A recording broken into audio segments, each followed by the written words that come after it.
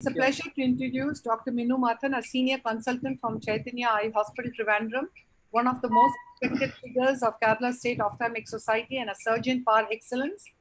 And we look forward to learning from him how to manage secondary aphakia and cataract surgery. On to you, Dr. Minu. Thank you, Dr. Chitra. I think my screen is my screen visible? Yes, it's visible. Okay, so at the outset, let me thank Dr. Chitra for the opportunity and such wonderful discussions which have been happening for the last 3 hours now. So my topic is on secondary IOLs and correcting aphakia. So we'll deal with the indications, the patient selection, the type of procedure, and how to manage such patients in this short period of time with such a huge topic. So beneficiaries of secondary IOL are all patients who have potential to improve vision with spectacle correction and who have, by trauma or by surgery, have been rendered aphakic. So before planning on this one, we need to assess the presence of many things. The presence of vitreous in the anterior chamber and whether a total vitrectomy has been done or not. And the presence of anterior and posterior capsule remnants. Many of them will have posterior capsule or even anterior capsule remnants on which we could place posterior chamber IOLs. And then assessment of the iris, whether we can repair the iris or we need a replacement for that also. We always need to do the gonioscopy and IOP measurement and the angle and the AAC depth to see whether it's very shallow or not. Cornea assessment is very important, specular microscopy, and corneal status of decompensation or opacities, which may not give best results if we do just an IOL. And presence of glaucoma, whether surgery needs to be done later or not, we have to leave the superior conjunctiva free, or whether a trabeculectomy has been done or not, when we have to leave the trabeculectomy free and should not touch on the bleb during surgery, and the IOP also has to be controlled. And look for conjunctival scarring where it is, and loose conjunctiva or free conjunctiva where it is available, and also look for scleral thinning and areas where we cannot touch if you are planning to do scleral fixation. And then later on, coming on to the fundus examination, if not visible, we need to do a B scan, look for detachments, IOLs, nucleus pieces, all those things. And if visible, we should look at the macula, preferably do an OCT, and always look at periphery to treat treatable lesions in the periphery before you take up for a secondary procedure. IOL power calculation, most of the time it may end up in the sulcus, and so we have to adjust according to that. And an orthoptic evaluation is very crucial because some people will have a long-standing FAK and they would have deviations, and they might end up with a uh, uh, diplopia later, and we may have to tell them that it may get okay or it may need surgery. And then we need to, because it is a secondary procedure, do a conjunctival culture and sensitivity, start pre-op antibiotics, and even prefer oral antibiotics also, because it is going to be a second, maybe a third procedure which you may be doing. And preoperatively consider Diamox and intravenous mannitol to reduce the IOP and have a very soft eye and a good block also. And so the options possibly going ahead is the secondary PCIOL itself is a first option. Many a time we'll be panicky and we would not realize how much of capsule was left, and we'll think there is a huge rent, there is no capsule left, and just leave a fake. Later on, after a few days or weeks, we will find that the capsule fibroses and thickens, and you will see that enough capsule may be present, especially posterior capsule and even anterior capsule, on top of which we could place a PCIOL itself. I would just like to show this video. This is a trauma where lens has been removed, but then after a few months, when they come for a review, we find that there is capsule. If you notice, this is the inferior part. So if you have more than around 9 clock hours of capsule inferiorly, the superior one, even if it is not there, we can place a 3-piece IOL onto this, because I would suggest postgraduates to not try to do this in their postgraduate period. They should be watching seniors do this and try to do these kind of procedures only when you are well versed with regular procedures in your practice. And here it is not good to rotate this IOL because superiorly there is no support. So we support the lens in the sulcus and place the trailing haptic and use forceps to hold onto the capsule and hold it and place it into the sulcus without rotation. This capsule will hold. At the end, we need to do a tap test on the optic and see whether it is moving, and if it is not moving, it will be stable. Periphery, we have to look at very carefully the peripheral capsule. If that is intact and inferiorly it is good, these kind of IOL will stay. So many cases we will be able to get away with placing a posterior chamber IOL itself. It's better if we avoid anterior square edged ones. You can have, there are lenses which have rounded edges on the anterior surface, and many cases we may need iris repair also. Will come to that. The second option is AC IOL. So many meta-analysis now have found that a well placed, well operated eye with an AC IOL does equally well as other secondary IOLs. So there is a lot of examiners will definitely ask for AC IOLs. Historical value is there, and still it is relevant if we do it right. So the choice of IOL is nowadays only this kind of an IOL, the Kelman 4-point fixation open loop multiplex IOL is the only one which is available, and that is the best one which is available now. So the first thing we have to do, all the assessment has to be done. The cornea should not be hazy, the endothelial count should not be low, a good vitrectomy has to be done, the pupil has to be round, the angle has to be definitely seen, no angle pathology should be there, and good anterior vitrectomy. We saw the PCR management talk, and I don't want to describe more on the vitrectomy part. And the pupil has to be constricted at least to 5 millimeters, use intraoperative pilocarpine. And then vitrectomy is iridectomy is very crucial. With the vitrector itself, we can do one, or I would suggest two at least, so that one, if it gets blocked with vitreous, sometimes the second one will work. And without an iridectomy, it is very dangerous to place an IOL. Do not place an IOL. If you cannot find it, if it is too small, do another one using a YAG later. And the AC IOL, again, the sizing is very important. It should not be smaller. White to white diameter has to be measured at least 1 millimeter over the more than the size of the white to white, and the optic should be, there is a vaulting, optic should face towards the cornea, and while inserting, there should not be tuck on the iris tissue, and the pupil should remain round. And if it is small, you will feel that it is moving very freely in the anterior chamber, and if it is too tight, you will see that the haptic is very minimally seen. Both should not be there, and the open end of this one should not go in through a PI. That is very crucial. And if you are making incisions at the limbus, they have to be sutured. Ideally, they are placed through sclerocorneal tunnels. So as I said, iris tucking, it has to be lifted and left, and so that the 4 points of fixation fix at the angle, and the proximal haptic, or the haptic, whichever haptic, if it's an ECC, especially section with sutures, it should be placed away from the section, so that they don't erode through, or they don't cause pains when the lid presses on the upper part. And displacement is mainly because of the undersizing, and if you undersize, it will move, and it can touch on the cornea, and it can cause corneal decompensation. And shallow anterior chamber can happen because of pupillary block. If you flip the angulation of the optic, if it is facing down towards the pupil, it can cause a pupillary block. And also sometimes the PI, if there is one and it is blocked with vitreous, also can cause pupillary block. And wound leak should be avoided, and it should be very well secured with sutures.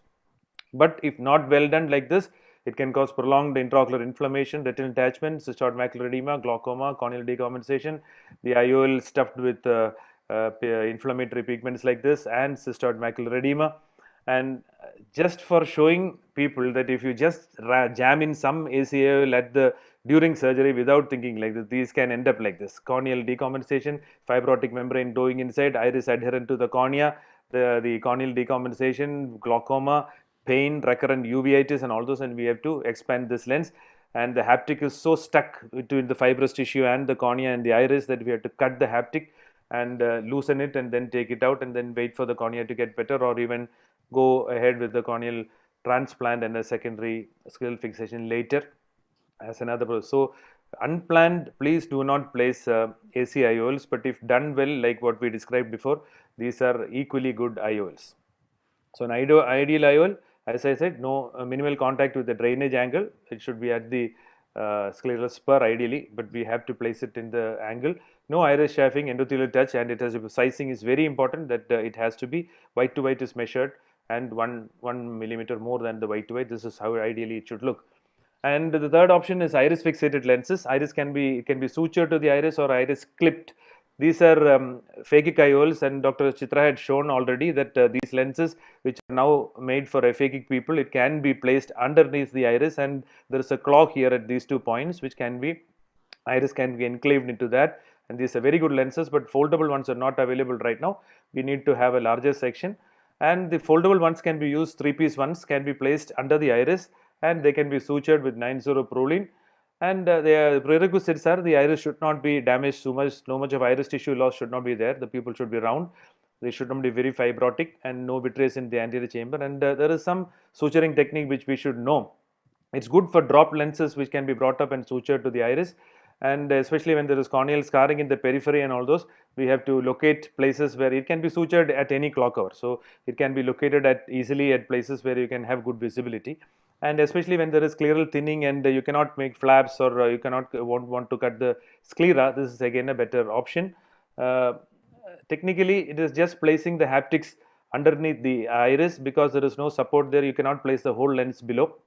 The haptics have to go under first, and then the optic is on top, and then you pass 90-Prolene.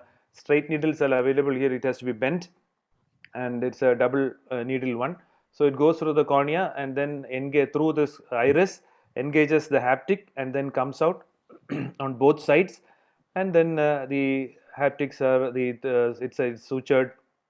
So inside you can suture it within the anterior chamber, or the knots can be brought out and it can be sutured. You can multiple ways of suturing the haptic there. And once, before tightening the sutures, we can put the optic back down, so that we can make the pupil more round at that, because by not allowing the iris to get entangled in the knot. Otherwise, once you tighten it, this can be gently pushed behind the optic, and you get a relatively round pupil. And I always do a PI also after the procedure. And the other one is scleral fixated IOLs, which are in vogue now, and they can be sutured or non-sutured. It's done when there is total absence of posterior capsule. Posterior segment assessment is very important, anterior vitrectomy, and you need not be a VR surgeon to do this, but then VR surgeons also do this after a full vitreous base shaving. It can be 4-point fixation or 2-point, or no suture fixation. So no suture fixation is basically do the glued IOL technique. There can be many modifications which are to that. Basically, it's going to be an intrascleral haptic fixation. So you need a 180-degree opposite scleral flaps, which may not be needed in some other techniques, but scleral flap is created, and then the chamber is always formed with the fluid. IC maintainer is placed. Sclerotomy is made 1.75 millimeters behind the anterior limbus, and using micro forceps you can catch the IOL haptic. The 3-piece IOL is always used, and one haptic is exteriorized and secured on one side. The other haptic is also introduced, and it is also exteriorized on the other side. And along the path of this haptic there, we make intrascleral pockets with either a 1 millimeter keratome or a 26 gauge needle, and it is tucked inside. Nowadays, the Yamane technique is also getting popular, where you don't have to cut the conjunctiva or the sclera, and it can be brought out through a 2 millimeter passage through the sclera, and then the tip can be flanged, and it can be pushed back into the sclera, and with the conjunctiva covering it very well. Once this is done, the flaps are closed either with sutures, or you can put fibrin glue, which doesn't actually do anything to the haptic, but it closes the flaps. And once the air is placed so that this is dried, you place the glue there, and it is tied down, and the conjunctiva also can be glued. But then I put one suture to the edge of the conjunctiva also now, because I don't want this one to open up and the flap to get exposed in the early period. So the last one will be sutured IOLs. So again, we make flaps like this. You can be triangular, it can be rectangular, 180-degree opposite, and using this straight needle and this 26 gauge needle, both going under the flap, it can be brought out to the other side. So this thread will be there in the nowadays we use 90-Prolene, and also Gore-Tex is also available, which doesn't degrade that much.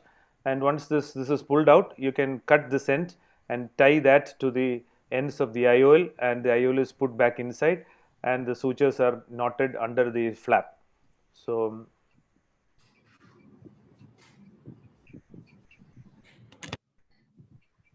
just to show you fast, this is a long one. This is clear, totally scarred conjunctiva all along, cornea sutured, bad situation. I'm just showing this, the Hoffman's pocket, which is already shown here.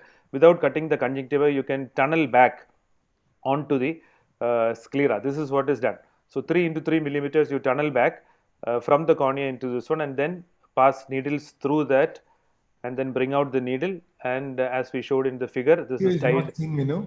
Pardon me? We can't see the video. Video is not seeing. Oh, because it is being run as a separate video. That is why. Okay, but I don't. What should I do for this? Because the video is being run as a separate video. That's why.